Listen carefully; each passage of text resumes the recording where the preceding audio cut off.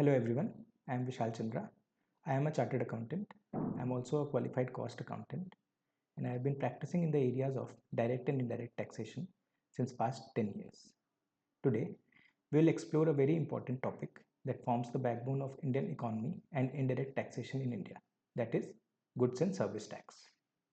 GST is not only important for tax professionals but is equally important for students who are willing to build a strong career in the areas of finance and commerce. This course has been designed to give you the exposure on practical aspect of GST.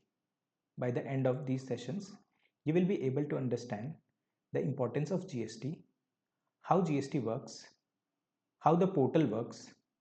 You'll be able to navigate to the portal, and most importantly, you'll be able to understand how the GST returns are filed. We have divided the entire course into 8 modules, each module containing different practical topics on GST. So before moving to the first topic, let us first go through the topics that are covered in each of the modules. Okay, so Module 1. Module 1 contains fundamentals of GST. You'll be able to learn about the history, why GST was introduced and how it functions. In Module 2, you'll be able to learn taxpayer types and registration. Module 3, GST rates and invoicing rules. GST cut. Start. Module 3, GST rate and invoicing. Module 4, GSTR 1 filing, that is filing of return for outward supplies. Module 5, GSTR 3B filing, which is the tax payment and summary return. Module 6, other return and compliances. Module 7, reconciliations. And finally, Module 8, that is corrections and refunds. So, these sessions will bridge the gap of your theoretical knowledge and the practical aspects of GST. So, let us start with Module 1, that is fundamentals of GST. So, in this module, we will learn what is GST and why was it introduced, types of GST, GST registration and GSTIN and compliance cycle. Okay. So सबसे पहले हम समझते हैं GST क्या होता है. GST is a destination based tax. कहने का मतलब है जहां पे भी जिस भी स्टेट में गुड्स या सर्विसेज कंज्यूम होगा, revenue goes to that state. So let us first understand what is GST. Okay, so let us understand what is GST. GST is a comprehensive multi-stage destination-based tax levied on every value addition. GST stands for Goods and Service Tax. It is a comprehensive tax levied on the supply of goods and services right from the manufacturer to the consumer. This tax is destination-based and works on the principle of value addition. Introduced on the 1st of July 2017, GST replaced several indirect taxes like VAT, service tax, and excise duty. This simplification marked a paradigm shift in the Indian tax framework. GST को एक basic example के साथ समझते हैं. मैं एक business person हूं. मैंने प्रोडक्ट ए बेचा अपने कस्टमर को फॉर ₹100. मैं अभी तक GST में रजिस्टर्ड नहीं हूं. मुझे उस 100 रुपये से ज़्यादा कस्टमर से कुछ भी चार्ज करने की ज़रूरत नहीं है.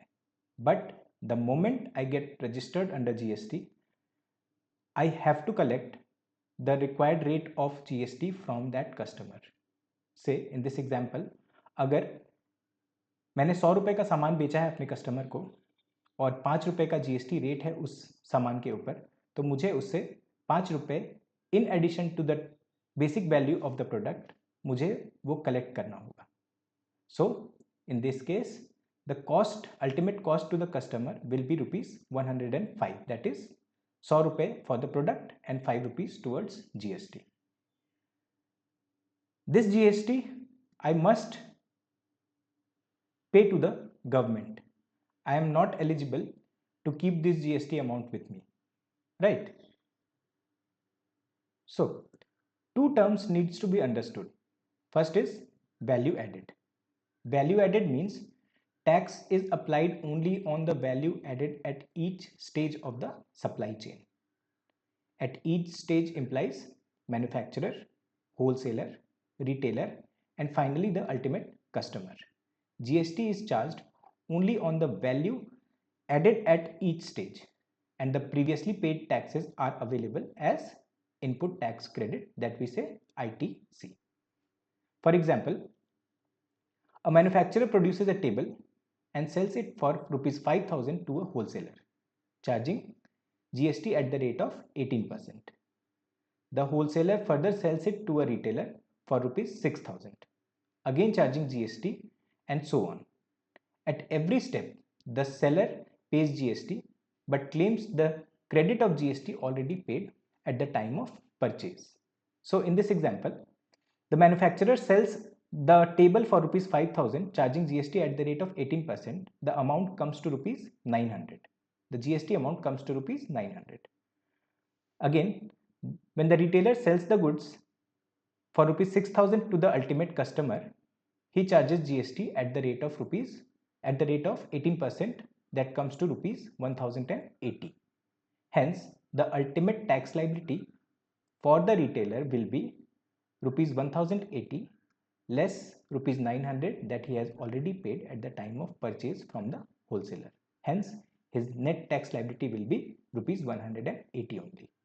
So, if we summarize, the key features of GST are: it replaced multiple indirect taxes like VAT, CST, service tax, excise duty, etc. It allowed seamless flow of input tax credit across the supply chain. Also, it allowed a uniform tax structure across the economy. Okay, moving ahead, let us understand the pre-GST tax scenario. GST was introduced to streamline India's complex indirect tax structure. The first goal was to ensure uniformity across states. It helped eliminate the cascading effect or tax on tax effect by enabling seamless input tax credit. Businesses now experience a simplified compliance and the government benefit. Let us understand the pre-GST tax scenario. GST was introduced to streamline India's complex indirect tax structure. The first goal was to ensure uniformity across states. It helped eliminate the cascading effect or tax on tax effect by enabling seamless input tax credit. Businesses now experience simplified compliance and government benefits for better tax collection and transparency. Ultimately, GST aims to contribute to the growth of GDP and ease of doing business. So, in short, before GST, multiple taxes like excise, VAT, and service tax were prevailing. Problems were of cascading tax effect, complex compliances, and lack of uniformity across different states. So, before 1st July 2017, India had a very complex tax structure. There were multiple layers of taxes, both at the central level and the state level. The center levied taxes like excise duty, service tax, and central sales tax, whereas the state levied value added tax, entry tax, octroi, purchase tax, etc. Each of these had separate rules, rates, compliance mechanism. There were no input tax credit flow across the supply chain, which led to the problem of cascading of taxes, that is tax on tax. Okay, so let us understand what is cascading effect. Prior to the introduction of GST, India के अंदर multiple layer of taxes होते थे, like in manufacturing, excise duty, in trading, VAT and central sales tax. In case of services, there was service tax. After the introduction of GST, these taxes were done away. Let us understand the meaning of cascading effect with an example. A manufacturer produces a gadget at a cost of rupees 1000 and incurs an excise duty of 100, that is 10% of rupees 100. The total cost to the manufacturer is rupees 1100. Manufacturer ने उस goods को further बेचा एक retailer को 1200 रुपए में, which includes the excise duty. The retailer now has a cost base of rupees 1200. Further, the retailer sells the gadget to the consumer for rupees 1500. In this transaction, the retailer applies 10% VAT, resulting in an additional tax of rupees 150. So, the total cost to the consumer is rupees 1650. That is, he pays rupees 1500 plus rupees 150 towards VAT. Here, the manufacturer's excise duty of rupees 100 is effectively passed along, creating a cascading effect where the consumer bears the tax burden of rupees 250. In this scenario, multiple layers of taxation inflate prices, undermining cost efficiency. So, prior to GST सारा का सारा tax burden ultimately consumer के ऊपर ही आ जाता था. इस चीज को अवॉइड करने के लिए जीएसटी लाया गया and with the introduction and availability of input tax credit this cascading effect has been done away. So, the primary objectives of implementing GST. The main objective why GST was implemented in the Indian market were to eliminate the cascading effect. With the availability of input tax credit, cascading effect was done away. Simplified tax structure. The government emphasized on one nation, one tax, which led to one tax across the country and made the compliances easier, especially for small businesses. Unified national market. Earlier, interstate movement of goods was complex. GST made it seamless by removing entry barriers like octroi and CST. Improved transparency. Since everything is digital, from registration to filing of return and ultimate payment of GST, it promotes transparency and accountability. Enhanced revenue collection. Ease of compliances and reduced tax evasion led to better revenue for both center and states. Support ease of doing business. By simplifying the tax structure in India, GST helps business focus more on growth and less on the compliance burdens. So the introduction of GST witnessed a complete turnaround in the Indian indirect taxation system. Okay, so let's move ahead and understand what are the benefits that GST brought to the nation. Okay, first example, restaurant bill. Prior to the introduction of GST, जब हम restaurant जाते थे और हमारा bill आता था तो bill के ऊपर दो टैक्स लगे होते थे. पहला वैट जो कि फूड कंपोनेंट के ऊपर लगा होता था, दूसरा सर्विस टैक्स जो कि सर्विस कंपोनेंट के ऊपर लगा होता था. तो अगर हमने 1000 रुपये का खाना खाया तो उस 1000 रुपये में 5% वैट और 6% सर्विस टैक्स लगा होता था. टोटल बिल अमाउंट हो जाता था 1110 रुपये. वही जीएसटी आने के बाद सेम 1000 रुपये के खाने के ऊपर इधर 5% टैक्स लगता है या तो फिर 18% टैक्स लगता है, depending on the type of restaurant we are visiting. Hence there is a cost saving of 50 rupees as per this example. आगे बढ़ते हैं. E commerce operator. Previously, state-wise registration and multiple forms were needed. Now, a seller can deliver across India with just one GSTIN and IGST is charged on interstate sales. पहले क्या होता था, e commerce operators को हर state के VAT laws को comply करना पड़ता था. हर स्टेट का कंप्लाइंसेस तो करना ही होता था, अलॉन्ग विद दैट उन कंप्लाइंसेस का कॉस्ट भी काफ़ी ज़्यादा होता था. So before GST, e-commerce platform had to register separately in each state and deal with the different VAT laws. After GST, with a single GSTIN, a e-commerce operator can now pay IGST for interstate supplies and file a consolidated return. सबसे common example आज की date में Amazon या Flipkart. They can now deliver from Delhi to Bangalore without worrying about entry tax or multiple VAT forms. Manufacturing. GST के आने से पहले excise duty and VAT का आपस में सेट ऑफ नहीं मिलता था.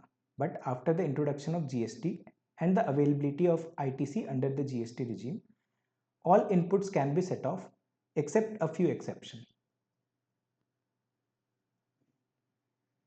Next, logistic and transportation.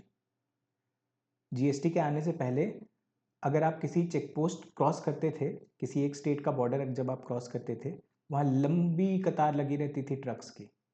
So before GST, state borders had checkposts for tax verification, causing long delays and increased logistic costs. After GST, checkposts have been removed. This has reduced the travel time by 20 to 30%, lowered fuel cost and improved supply chain efficiency. Jin trucks को पहले के समय में 5 से 6 दिन लगते थे एक स्टेट से दूसरे स्टेट पहुंचने में, उन्हीं ट्रक्स को after the introduction of GST, after the removal of check posts, 2 से 3 दिन का समय लगता है. अल्टीमेटली फ्यूल कॉस्ट बचता है, टाइम बचता है और वर्किंग कैपिटल भी बचता है. Okay, then MSMEs. Prior to the introduction of GST, अगर एक ऑर्गेनाइजेशन कंपोजिट सप्लाई में इंगेज्ड है, that is supply of goods and services, दोनों में अगर वो इंगेज था तो उसे वैट के रजिस्ट्रेशंस भी लेने पड़ते थे, साथ ही साथ सर्विस टैक्स के भी रजिस्ट्रेशन लेने पड़ते थे. दोनों ही रजिस्ट्रेशंस के अगेंस्ट में मल्टीपल कॉम्प्लाइंसेज होते थे.